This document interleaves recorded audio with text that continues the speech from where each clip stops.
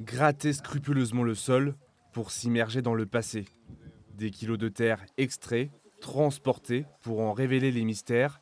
Au bord de la rivière du Jabron, une trentaine de bénévoles scrutent le moindre détail.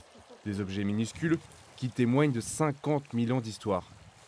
On est en opération de sondage, donc ça veut dire que c'est la première année qu'on s'est mis ici et c'était en cadre d'une prospection. On a repéré toute une suite de matériel archéologique, donc essentiellement des silex taillés qui étaient abandonnés et ensuite recouverts. Chacune de ces couches a enregistré des périodes de l'occupation humaine. Donc nous, en fait, on essaie de bien travailler à l'intérieur de ces couches et de comprendre ce que faisaient les populations ici et comment elles se sont adaptées, etc. Plus loin dans la vallée, d'autres fouilles débutaient il y a 6 ans. Pour espérer y faire une découverte, il faut savoir être patient. L'attente en vaut la peine, des trésors sont parfois découverts. Comme en 2014, avec cette pointe de flèche, une arme de chasse vieille de 25 000 ans.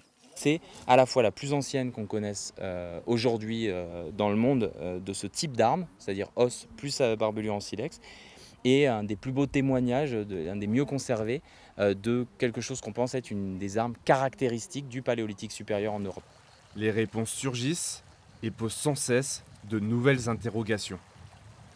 Donc tant qu'on arrive à alimenter ces premières questions et à construire de secondes, le projet vivra longtemps. Et ici, il y a un patrimoine archéologique, aussi bien d'un point de vue culturel que naturel, qui est tout à fait exceptionnel. Fin août, les archéologues remballeront tout leur matériel jusqu'à l'été prochain. La vallée du Jabron n'a pas fini de livrer ses secrets.